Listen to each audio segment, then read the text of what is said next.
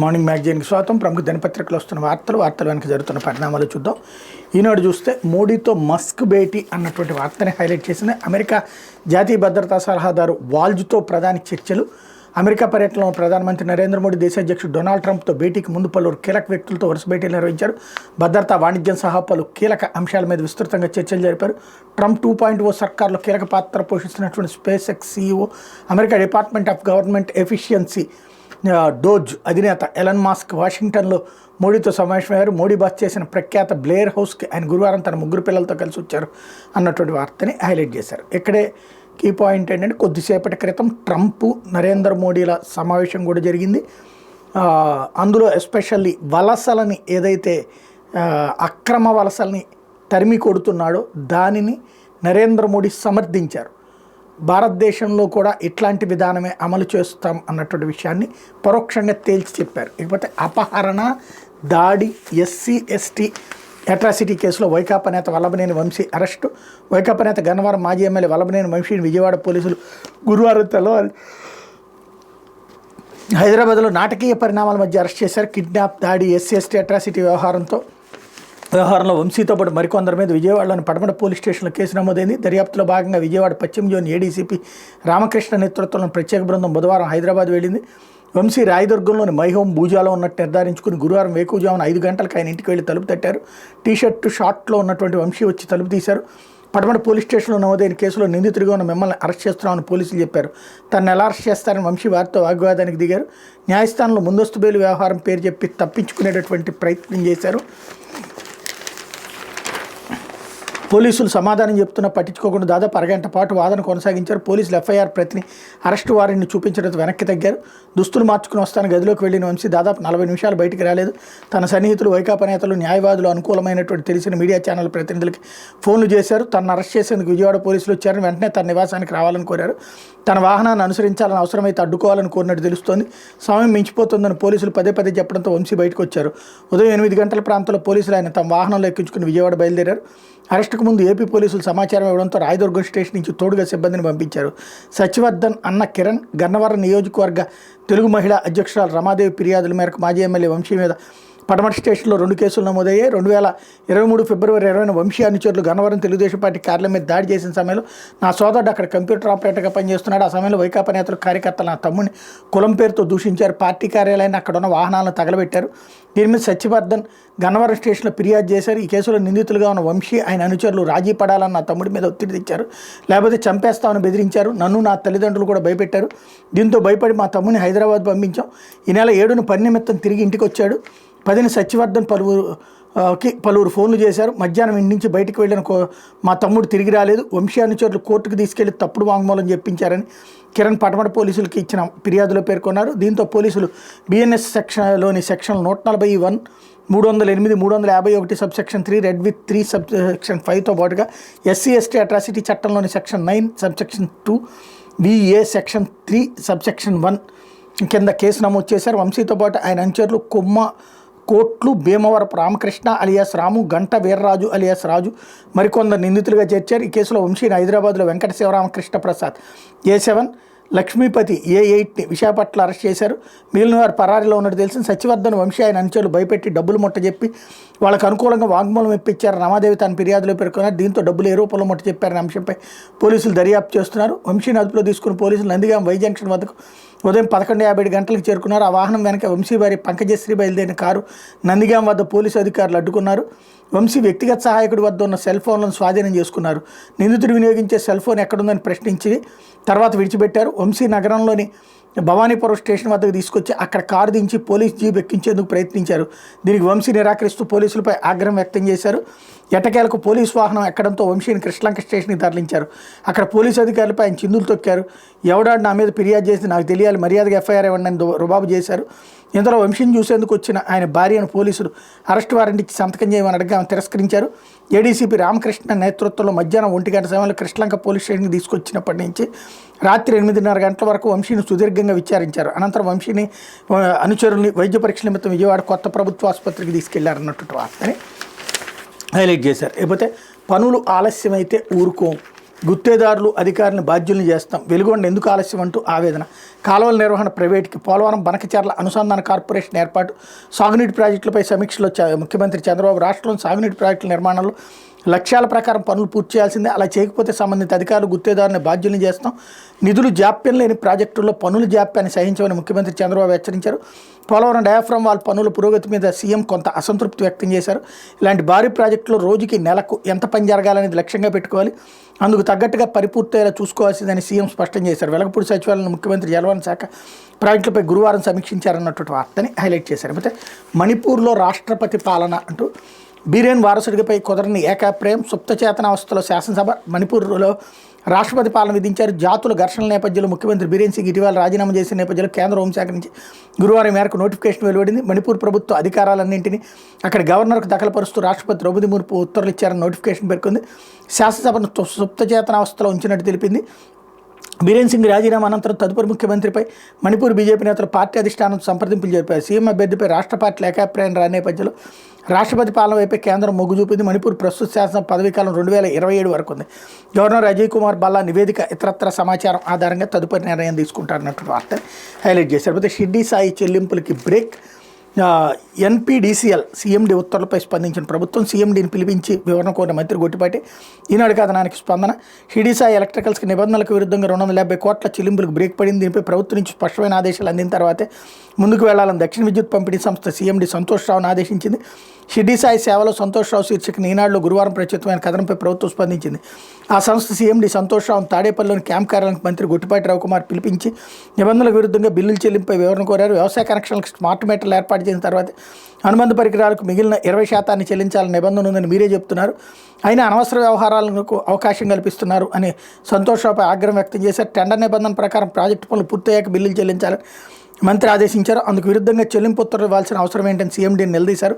వరుసగా మీడియాలో వస్తున్న కథనాల మీద సీఎం చంద్రబాబు అసంతృప్తితో ఉన్నారని చెప్పారన్నటువంటి వార్తని హైలైట్ చేశారు. ఇకపోతే సాక్షి వచ్చేటప్పటికి ఆర్బీకేలు అదృశ్యం, 5,000కు పైగా రైతు భరోసా కేంద్రాల మూత, రేషనలైజేషన్ పేట కుదించేందుకు కసరత్తు, వైఎస్ జగన్ ముద్రను తుడిచేసేందుకు కూటమి సర్కార్ ఎత్తుగడ, పట్టణ తీర గ్రామాల్లో పూర్తిగా మూసివేత, గ్రామీణ ప్రాంతాల్లో 2-3 కలిపి విలీనం, ఇప్పటికే ఆర్బీకే వ్యవస్థ పూర్తిగా నిర్వీర్యం, సబ్సిడీ విత్తనాలు మినహా సాగు ఉత్పాదకాల సరఫరా బంద్, అంతర్జాతీయ ప్రశంసలతో అన్నదాతలను చేపెట్టి నడిపించిన భరోసా కేంద్రాలపైన అక్కసంటూ నిన్న స్కూళ్లు, సచివాలయాలు, నేడు ఆర్బీకేల వంతు అన్నింటికీ ఒకటే సాకు, రేషనలైజేషన్, కూటమి సర్కార్ మూసివేతల పరంపర కొనసాగుతుంది. గ్రామ స్వరాజ్యానికి నిజమైన అర్థం చెప్తూ అన్నదాతలు ఊరు దాటాల్సిన అవసరం లేకుండా విత్తనం నుంచి విక్రయం దాకా సేవలందించిన వైఎస్ఆర్ రైతు భరోసా కేంద్రాలకు ఉరివేసేందుకు సర్కార్ సిద్ధమైంది. ఇప్పటికే ఆర్బీకే వ్యవస్థ నీరుగార్చి పూర్తిగా నిర్వీర్యం చేసిన టీడీపీ సర్కార్ తాజాగా రేషనలైజేషన్ పేరు వీటికి మంగళం పాడేందుకు కసరత్తు చేపట్టింది. పట్టణ ప్రాంతాలతో పాటు తీర మండలాల్లోని గ్రామాల్లో ఆర్బీకేను పూర్తిగా ఎత్తివేయాలని నిర్ణయానికి వచ్చింది అన్నట్టు వార్తని హైలైట్ చేశారు. అయితే బాబుతోనే సిఐడి అటాచ్మెంట్ అంటూ కరకట్ట బంగ్లా సాక్షిగా మ్యాచ్ ఫిక్సింగ్, అటాచ్మెంట్ పొడిగింపు కోరం దర్యాప్తు సంస్థ, పైగా సీఎం అధికారిక నివాసంగా గుర్తింపుకు తోడ్పాటు. గత ఏడాది జూన్ నుంచి ఆ బంగ్లానే అధికారిక నివాసం అని గుర్తింపు, గతంలో ప్రతిపక్ష నేతగా ఉన్నప్పుడు కూడా అధికారిక నివాసం అదే. ఈ మేరకు గుర్తిస్తూ తాజాగా 2 వేర్వేరు ఉత్తర్వులు జారీ, సుప్రీంకోర్టు ఆదేశాలకు విరుద్ధంగా ప్రభుత్వ ఆదేశాలు, ఎఫ్టీఎల్ పరిధిదాటి నిర్మించిన బంగ్లా సీఎం నివాసమా, అసైన్డ్ భూములు, ఐఆర్ఆర్ కేసులో గతంలో ఆ బంగ్లా అటాచ్, చంద్రబాబుపై అవినీతి కేసులు నీరుగార్చేలా సిఐడి అడుగులు అన్నటువంటి వార్తని హైలైట్ చేశారు. అయితే ఆవిష్కరణలు, అంతరిక్ష రంగంపై చర్చలు, ఎలన్ మాస్క్తో ప్రధాని నరేంద్ర మోడీ భేటీ, ప్రధాని మోడీ గురువారం స్పేస్ ఎక్స్ సీఈఓ ఎలన్ మస్క్తో భేటీ అయ్యారు. వీరిద్దరు ఆవిష్కరణలు, అంతరిక్ష అన్వేషణలు, భారత్లో టెస్లా విస్తరణ వంటి అంశాల కేంద్రంగా చర్చలు జరిపారు. అంతరిక్ష రంగం, రవాణా, సాంకేతికత, నూతన ఆవిష్కరణలు మస్క్తో భేటీలో చర్చకు వచ్చాయి. పలు అంశాలు మా మధ్య చర్చకు వచ్చాయి. మస్క్ అమితాసక్తి చూసి అంతరిక్షం, రవాణా, సాంకేతిక వినూత్న ఆవిష్కరణలపై ఆయనతో లోతుగా చర్చించా. పాలనా యంత్రాంగంలో భారత్ తలబెట్టిన సంస్కరణల గురించి వివరించా. ఆ తక్కువ ప్రభుత్వ జోక్యం, హెచ్చుగా పాలన అనేది మా లక్ష్యమని తెలిపాయని మోడీ ఎక్స్లో పేర్కొన్నారన్నటువంటి వార్తని హైలైట్ చేశారు. లేకపోతే కొంప ముంచిన క్యాబేజీ అన్నటువంటి వార్తని హైలైట్ చేశారు. మార్కెట్లో బస్తా ధర 50 రూపాయలు, ధర లేక పంటను దున్నేందుకు రైతులు. కృష్ణా జిల్లా మోపిదేవి మండలంలో 80 ఎకరాల్లో సాగు, ఎకరాకు 80,000కు పైగా నష్టం అంటూ మోపిదేవి వార్సు వద్ద క్యాబేజీ పంటను రోబోనేటర్తో దున్నేస్తున్నటువంటి రైతు రంజిత్ కుమార్కి సంబంధించినటువంటి ఒక విజువల్ కూడా హైలైట్ చేశారు. అయితే మంత్రి గారు, మీ పార్టీ నేతలకు ఇది తగున, జగనన్న ఇచ్చిన ఇళ్ల స్థలాలను కూటమి నేతలు లాక్కునేందుకు దౌర్జన్యాలు చేస్తున్నారంటూ నంద్యాల మండలం కానాల గ్రామానికి చెందిన 200 మంది మహిళలు మైనార్టీ శాఖ మంత్రి ఫరూక్ ఎదుటి నిరసన వ్యక్తం చేశారు. స్థలాలు లేని పేదలను గుర్తించి జగనన్న ఇళ్ల స్థలాలు మంజూరు చేస్తే టీడీపీ నేతలు తమ స్థలాలను లాక్కోవాలని చూస్తున్నాడు, ఇది మీకు తగునా అంటూ మంత్రి నిలదీశారన్నట్టు వార్తని హైలైట్ చేశారు. లేకపోతే ప్రైవేటుకి సాగునీటి కాలువల నిర్వహణ ఈ అంశంపై అధ్యయనం చేసి నివేదిక ఇవ్వండి. పోలవరం ప్రాజెక్టుని 2027 జూన్ నాటికి పూర్తి చేయండి. జలవనరుల శాఖ అధికారులకు సీఎం చంద్రబాబు ఆదేశం. భూగర్భ జలాల పెంపుపై మంత్రులతో కమిటీ ఏర్పాటు అన్నటువంటి వార్తని హైలైట్ చేశారు. లేకపోతే వల్లభనేని వంశీ అరెస్ట్ అంటూ హైదరాబాద్ రాయదుర్గంలో తన నివాసంలో అదుపులోకి, రోడ్డు మార్గంలో విజయవాడ తరలింపు, పటమట పోలీస్ స్టేషన్ వద్ద పోలీస్ హైడ్రామా, జగ్గైపేటను కొద్దిసేపు నందిగామ ఇబ్రహీంపట్నం లీకులు ఇచ్చి చివరికి భవానీపురం స్టేషన్కి తరలింపు, గన్నవరం టీడీపీ కార్యాలయంపై దాడి కేసులో నిందితుడు సత్యవర్ధన్ కిడ్నాప్ చేసి దాడి చేశారన్న ఆరోపణలు, BNS clause 140 subsection 1, 308, 351 subsection 3 of SC/ST atrocity కేసులు నమోదు. ఇటీవల న్యాయమూర్తి ఎదుట నమోదైన సత్యవర్ధన్ వాంగ్మూలాన్ని బేఖాతరు చేస్తూ అక్రమ కేసులు, వైద్య పరీక్షలకు ప్రభుత్వ ఆసుపత్రికి తరలింపు, వంశీని ఎలాగైనా అరెస్ట్ చేయాలని ప్రభుత్వ పెద్దల పన్నాగం, న్యాయ వ్యవస్థ అంటే ఏమాత్రం లెక్కలేదన్నట్టుగా చంద్రబాబు ప్రభుత్వం బరితెగింపు, FIR అడిగితే ఇవ్వడం లేదన్న వంశీ సతీమణి అన్నటువంటి వార్తని హైలైట్ చేశారు. అయితే నియంత్రణ రేఖ వద్ద పాక్ కాల్పులు అంటూ భారత్ పాకిస్తాన్ సరిహద్దుల్లో నియంత్రణ రేఖ వద్ద కాల్పులు వివరణ ఒప్పందాన్ని పాక్ జవాన్లు ఉల్లంఘించినట్టు వార్తలు రావడం కలకలం సృష్టించింది. జమ్మూ కాశ్మీర్లో పూంచ్ జిల్లాలో మేందార్ సెక్టర్లో బుధవారం రాత్రి పాకిస్తాన్ సైనికులు ఎలాంటి ముందస్తు హెచ్చరికలు లేకుండా కాల్పులు జరపగా భారత్ జవాన్లు గట్టిగా తిప్పుకొట్టిన పాక్ సైన్యానికి భారీ ప్రాణ నష్టం వాటిల్లిందని కొన్ని ప్రసార మాధ్యమాలు వెల్లడించాయి.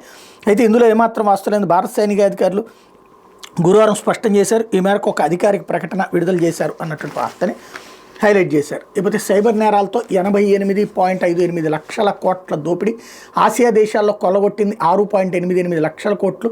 సైబర్ నేరాల బాధిత దేశాల్లో 9వ స్థానంలో Bharat. Global anti scams alliance నివేదిక వెల్లడి.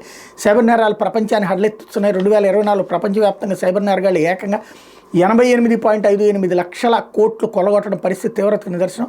గ్లోబల్ యాంటీ స్కామ్స్ అలయన్స్ గాసా నివేదిక సైబర్ నేరాల బాధితులపై సర్వే చేసింది అన్నటువంటి వార్తని హైలైట్ చేశారు. లేకపోతే ఆంధ్రజ్యోతి వచ్చేటప్పటికి వంశీ అరెస్ట్, బెదిరింపులు, కిడ్నాప్, SC/ST అట్రాసిటీ కేసు, హైదరాబాద్లో అరెస్ట్, విజయవాడకు తరలింపు, టీడీపీ కార్యాలయంపై దాడి కేసులో మరో మలుపు, కేసు వాపసు కోసం ఫిర్యాదుదారుకు బెదిరింపులు, రాజీకి రాకపోతే నా తమ్ముడిని చంపేస్తామన్నారు, నన్ను నా తల్లిదండ్రులు హెచ్చరించారు, కోర్టులో నా తమ్ముడితో బలవంతపు వాంగ్మూలం, కిడ్నాప్ చేశారని సత్యవర్ధన్ సోదరుడి ఫిర్యాదు, వంశీ A1గా 2 కేసులు నమోదు, కృష్ణలంక పోలీస్ స్టేషన్లో సుదీర్ఘ విచారణ, అన్ని ప్రశ్నలకు తెలియదనే సమాధానం, వైద్య పరీక్షల అనంతరం కోర్టులో హాజరన్నటువంటి వార్తని హైలైట్ చేశారు. మరోవైపు నోటోరియస్ క్రిమినల్ అంటూ చట్టం న్యాయం అంటే వంశీకి లెక్కలేదు, ఆయనపై 16 క్రిమినల్ కేసులు, ఫిర్యాదుదారుడు సత్యవర్ధన్కి బెదిరింపులు, బలవంతంగా కేసు వాపసు వాంగ్మూలం, హైదరాబాద్లో రాత్రంతా చిత్రహింసలు, విశాఖలో హోటల్ గెస్ట్ హౌస్లో నిర్బంధం, రిమాండ్ రిపోర్ట్లో పోలీసులు వెల్లడన్నటువంటి వార్తని హైలైట్ చేశారు.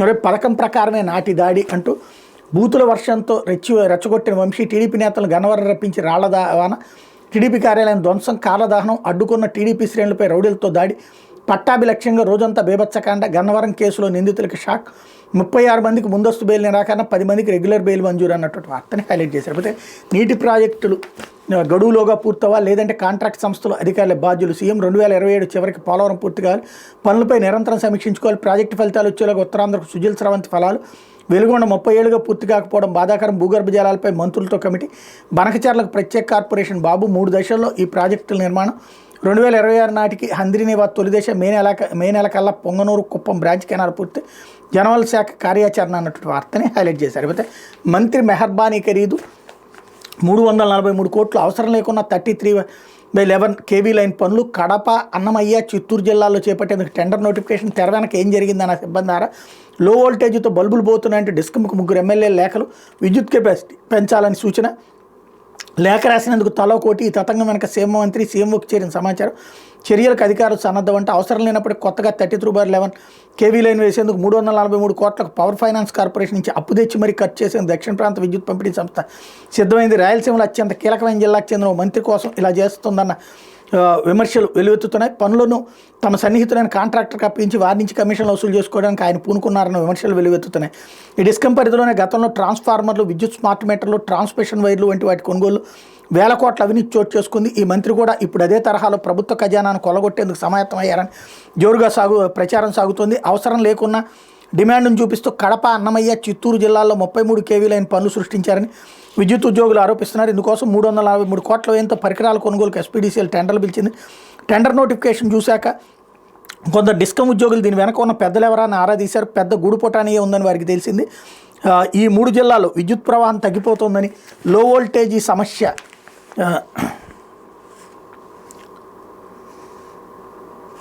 కారణంగా బల్బులు కాలిపోతున్నాయని, విద్యుత్ ఉపకరణాలు చెడిపోతున్నాయంటూ ముగ్గురు ఎమ్మెల్యేలు ఎస్పీడీసీఎల్కి లేఖ రాశారు. విద్యుత్ ప్రవాహ సామర్థ్యాన్ని పెంచితే లో వోల్టేజ్ సమస్య ఉండదని సూచించారు. ఆ ఎమ్మెల్యేల సిఫార్సు మేరకు 343 కోట్లతో ఈ 3 జిల్లాల్లో 33 kV లైన్ వేసేందుకు ఎస్పీడీసీఎల్ కార్యాచరణ సిద్ధం చేసి టెండర్ నోటిఫికేషన్ ఇచ్చింది. ఈ తతంగాన్ని రాయలసీమ మంత్రి దగ్గరుండి నడిపించారని డిస్కంకి లేఖలు రాసినందుకు ఆ ఎమ్మెల్యేలకు తలో కోటి చెల్లించారని ఆరోపణలు గుప్పమంటున్నాయి. లేఖకు కోటి ఇచ్చేటట్టయితే తమకు కూడా అడిగితే ఇచ్చేవారని మరికొందరు ఎమ్మెల్యేలు బాధపడుతున్నారు. ఇప్పుడు లేఖ కోటి సంపాదించిన ఎమ్మెల్యేల గురించి రాయలసీమలో చర్చ జరుగుతుంది. పాత లైన్ స్థానంలో కొత్తది వేసేందుకు గాను పవర్ ఫైనాన్స్ కార్పొరేషన్ నుంచి అప్పు తెచ్చి మరి 33 kV లైన్ని 157 చదరపు మీటర్ల ఏఎల్ కండక్టర్ని వేసేందుకు ఎస్పీడీసీఎల్ సిద్ధమైంది. ఇందులో కడప డివిజన్ పరిధిలో 28 కిలోమీటర్లు, అన్నమయ్య జిల్లాలో 25 కిలోమీటర్లు, పొద్దుటూరు డివిజన్ పరిధిలో 52.5 కిలోమీటర్ల మేర వైర్లను వేసేందుకు కార్యాచరణ రూపొందించింది. కొత్తగా 11 kV ఇంటర్లింకింగ్ పనుల కోసం వైర్లు, టవర్ల కొనుగోలుకు టెండర్ పిలిచింది. ఈ టెండర్లో కోట్ల రూపాయల ముడుపులు చేతులు మారాయన్న సమాచారం ముఖ్యమంత్రి కార్యాలయం దృష్టికి వెళ్ళిందని విద్యుత్ రంగ వర్గాలు చెప్తున్నాయి. దీంతో చర్యలు చేపట్టేందుకు ఉన్నత స్థాయి అధికారులు సిద్ధపడుతున్నారని అంటున్నాయన్నటువంటి వార్తని హైలైట్ చేశారు. ఇందులో అసలు ఒక క్లారిటీ లేదు. మంత్రి ఎవరు, ఎమ్మెల్యేలు ఎవరు పక్కన పెడదాం. అసలు ఇంతకీ అక్కడ నిజంగా కరెంటు ప్రాబ్లం ఉందా లేదా? రాయలసీమ అంటేనే కరెంటు సమస్యలు బాగా ఉంటాయి. అట్లాంటప్పుడు అక్కడ ఎమ్మెల్యేలు, మంత్రి అందరూ కూర్చుని అక్కడ పవర్కి సంబంధించి కొత్తది లైన్ అడగడంలో తప్పు లేదు, వేయడంలో కూడా తప్పు లేదు. అదే సందర్భంలో అప్పు తీసుకుని చేశారంటే ఇప్పుడు అన్ని కరెంట్ డిపార్ట్మెంట్ అంతా ఏమైనా డబ్బులు సంపాదించుకుని చేస్తే ఏంటి? వాళ్ళు అప్పు తీసుకునినే చేస్తున్నారు. దాంట్లో ఈ మంత్రి, ఈ ఎమ్మెల్యేలని టార్గెట్ చేయాల్సిన అవసరం ఏంటి నాకు అర్థం కాలేదు. అక్కడ అవసరం లేదని ఆంధ్రజ్యోతి సర్టిఫై చేస్తుందా, లేకపోతే విద్యుత్ శాఖ సర్టిఫై చేస్తుందా, లేదా ఆ మంత్రిని, ఎమ్మెల్యేలని టార్గెట్ చేయడానికి ఎవరో సొంత పార్టీలో వాళ్ళు దొంగ నాటకాలు ఆడుతుంటే ఆ నాటకాలకి ఇది వేదిక కల్పిస్తుందా అన్నది అర్థం కావట్లేదు. లేకపోతే ఇంటర్లో M/PC అంటూ వచ్చే విద్యా సంవత్సరం నుంచి అమలుకి నిర్ణయం. అన్ని ప్రభుత్వ కాలేజీల్లో అందుబాటులో కోర్సు. ఇంటర్లో ఇకపై 5 సబ్జెక్టుల విధానం. ఒకటే సబ్జెక్టుకి గణితం, బోటనీ, జువాలజీ కలిపి బయాలజీ. సైన్స్ గ్రూపుల్లో ఆప్షనల్గా 6ది. వచ్చే ఏడాది నుంచి కొత్త సిలబస్తో పాఠ్యపుస్తకాలు, ఫస్ట్ ఇయర్ పరీక్షలు రద్దు నిర్ణయం వాయిదా. ఇంటర్ విద్యపై బోర్డు కీలక నిర్ణయాలు అన్నటువంటి వార్తని హైలైట్ చేశారు. లేకపోతే ఈరోజు చాలా ముఖ్యమైనది ప్రతీకార సుంకాలు ఉంటాయి. మోడీతో భేటీకి ముందు డొనాల్డ్ ట్రంప్ వ్యాఖ్య. ఎలాన్ మస్క్ తులసి గబార్డ్తో మోడీ భేటీ. చదువుకోండి, పని చేసుకోండి, భారతీయ విద్యార్థులకు యూకే ఆహ్వానం అంటూ ప్రధాని మోడీతో భేటీకి కొద్ది గంటల ముందు అమెరికా అధ్యక్షుడు ట్రంప్ సోషల్ మీడియాలో పెద్ద బాంబు పేల్చారు. ప్రతీకార రుసుములపై తన సొంత సోషల్ మీడియా వేదిక మీద ట్రూత్ సోషల్లో కీలక పోస్ట్ చేశారు. 3 వారాలు గొప్పగా నడిచే, కానీ ఈరోజు మరింత ముఖ్యమైనది ప్రతీకార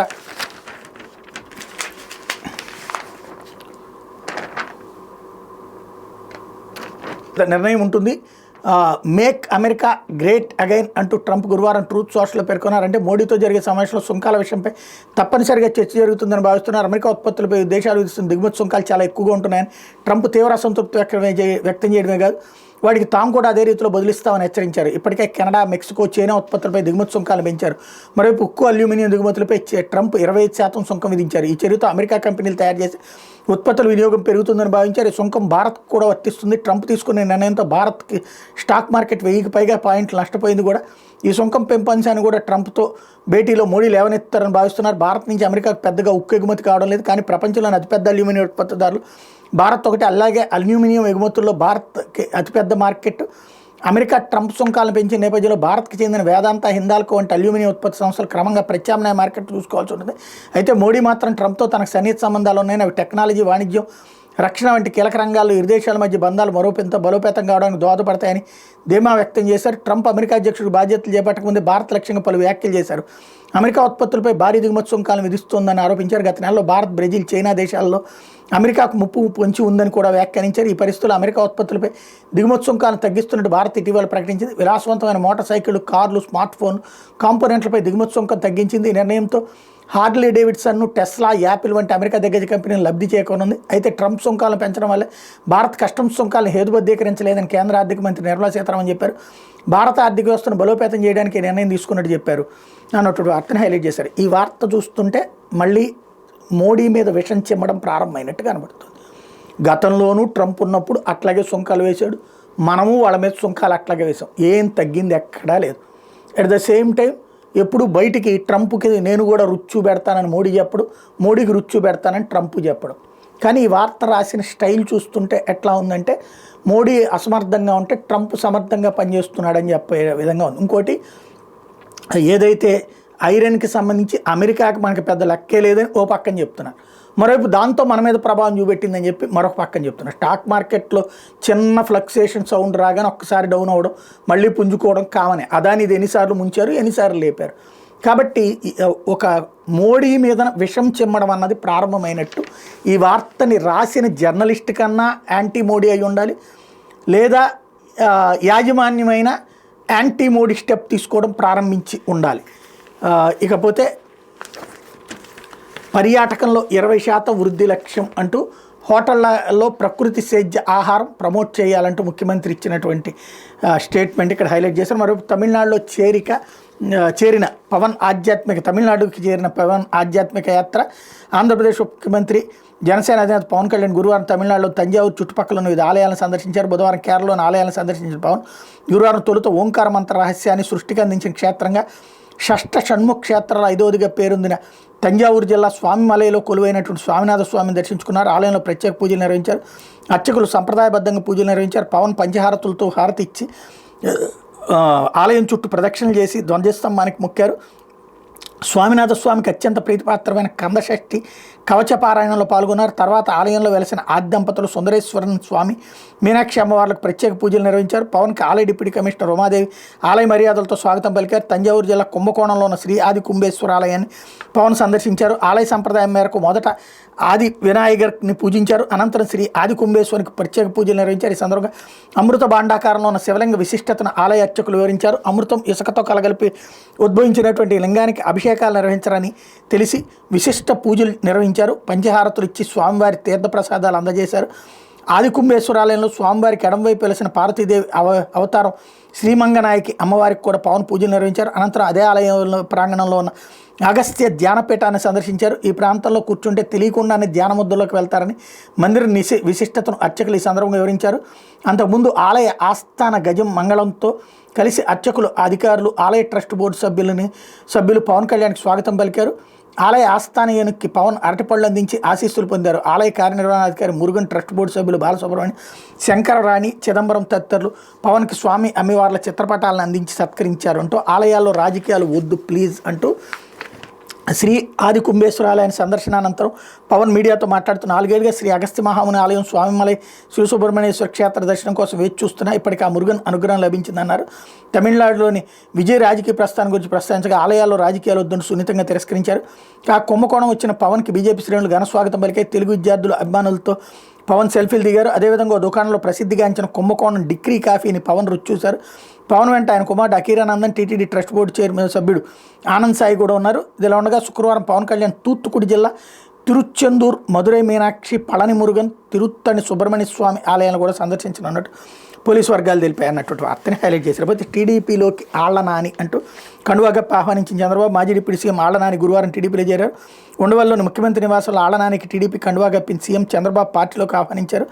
ఈ కార్యక్రమంలో మంత్రి కె పార్థసారథి, టీడీపీ రాష్ట్ర అధ్యక్షుడు పల్లా శ్రీనివాసరావు, ఏలూరు జిల్లా టీడీపీ అధ్యక్షుడు గన్ని వీరాంజనేయులు, ఏలూరు ఎమ్మెల్యే బడేటి చంటి, సీనియర్ టీడీపీ నేత సుజయకృష్ణ రంగారావు తదితరులు పాల్గొన్నారు. ఆళ్ల నాని 3 సార్లు ఎమ్మెల్యేగా చేశారు. గత వైసీపీ ప్రభుత్వంలో డిప్యూటీ సీఎంగా చేశారు. ఏలూరు జిల్లా వైసీపీ అధ్యక్షుడిగా ఉన్న ఆయన 3 నెలల క్రితం వైసీపీకి రాజీనామా చేశారన్నటువంటి వార్తని హైలైట్ చేశారు. మొన్నటిదాకా పార్టీలో ఉన్నటువంటి ఇతర నేతలు ఒప్పుకోలేదు, ఇప్పుడు ఒప్పుకున్నట్టున్నారు, అందుకే అంగీకరించినట్టున్నారు. నిశ్శబ్దంగా జయించారు, ఇదివరకటికి మళ్ళీ హడావిడి చేయనివ్వకుండా. ఇది దినపత్రికలు వచ్చిన వార్తలు వెనక జరుగుతున్న పరిణామాలు.